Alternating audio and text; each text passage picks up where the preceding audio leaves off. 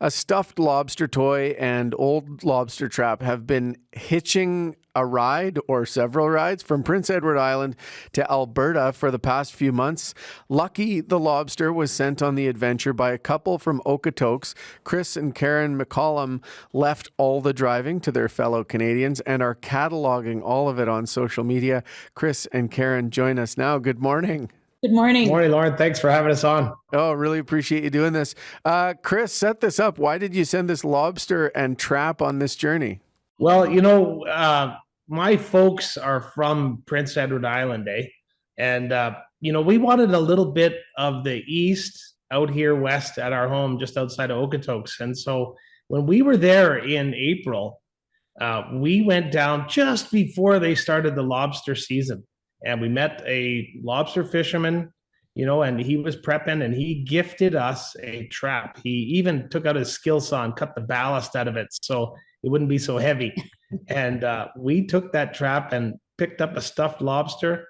And we thought, because we flew, we had to get it back home. So we certainly couldn't put it on the plane with us. And we, really didn't want to pay to ship it. So we thought, we'll write a little poem. We laminated it. We shot a video, did a QR code explaining what to do. And we left it at our little boutique hotel in downtown Charlottetown on April 29th. And then what happened? I mean, where's Lucky now?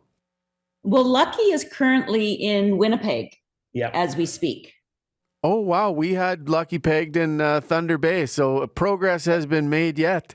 Yesterday, he got to Winnipeg. Yeah. He was left at the Tourist Information Center in Winnipeg. And then one of the followers on TikTok, one of the 22,000 followers on TikTok, holy cow, picked him up and sent us a beautiful message. And her and her daughter now have it in Winnipeg. They're going to show him around Manitoba, some of the highlights. And then he's off to Saskatchewan this weekend. Yeah. Oh my goodness. So, okay, Karen, say some more about all this. I mean, we heard a little bit about the poem and a QR code and whatever else. How are you enticing people to pick them up and to give them a sense of what's happening? We also put an air tag inside of him. Right. So each morning we know exactly where he is.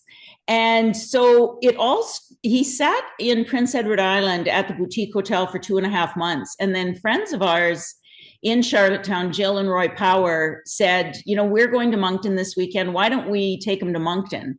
So they took him to Moncton and put him along the riverbank. And a woman happened to be walking by with her son, and she was on TikTok. So she scanned the QR code and said, I can't take him because I'm walking.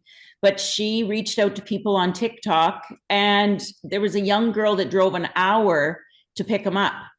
So that young girl, Kyra in New Brunswick, then she kind of started the flavor of doing a sightseeing tour with him. And so she took him to a scallop festival, and then she added markers and so that people could sign the trap.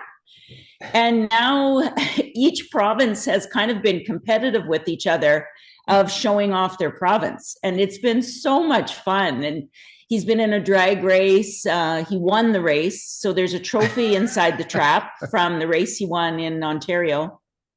The RCMP got a hold of him and took his picture and did a criminal records check on him. And he passed that. They took him to a vet. He got a vet check, and a young couple took him roller skating, and it's been an absolute ride. You guys so much fun. Yeah. You're talking about Kyra like you know her. You know what I mean? Like you're something's happening here where everybody's getting connected. Yeah. Well, social media, that's the thing.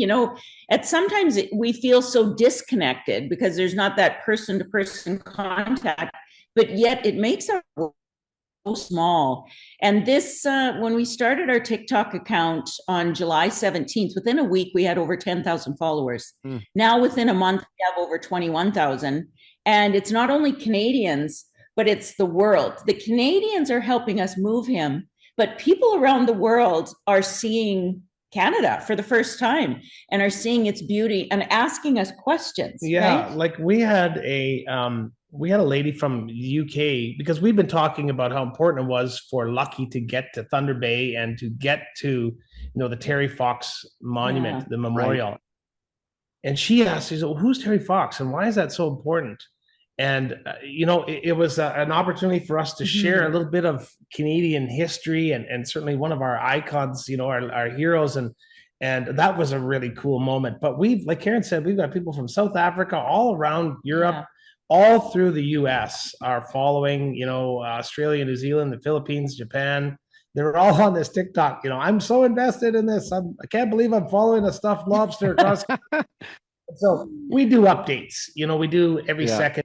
So we'll do a little video of Karen and I just talking, explaining, and then we'll do pictures, a map of Canada to show where he's come and how far he's got left to go. And so it's silly, but it's been such a warm, unifying, in a strange way, just bringing the East and people across Canada together on this crazy little journey. And social media often gets such a bad rap. Yeah. But what a great way to use social media in a positive way. Mm-hmm. And we tried this in 2009, but it didn't work. It got as far as Ontario, and then it got down to Chicago, and we never saw it again. But that was before we used social media. Right. We just had a card on it, and we just invited people to leave it at information booths, our tourist booths, and that's as far as it got. So this time we knew the power of social media because we work online. And so we relied on that, and it is 100% social media that's got it moving across the country. And Lauren, we also, like everybody else, we learned during COVID what QR codes were, right? And so we actually figured out how to create one of those, and we printed it on this sheet that we laminated, and that QR code led people to a little video of Karen and I on YouTube explaining the whole process. So that has been instrumental. And I think that's what got people excited, because we were excited. Yeah. Come on, Canada, help us get this lobster home. Come on. Yeah. We're tight for time, but it's an awesome thing, a little seed you planted, and now all the ways it's growing. Just very quickly, what are you going to do when Lucky gets to Okotoks if such a thing happens? Okotoks is excited. We were just interviewed by our local radio station and newspaper. So I'm thinking parade. Plan the parade. I was hoping you'd say that. Okay, well, you two are awesome. Cool that you did this years ago and it didn't work, and then you've upgraded the plan, and social media supports it. So way to go. Bringing joy. Really appreciate it. Thank you so much. Thanks for having us on. Okay, nice to talk to you. Take care. That was Chris and Karen McCallum. They are from Okotoks. If you want to follow along on Lucky the Lobster's adventures, head to TikTok. Their account is @LobsterQuest.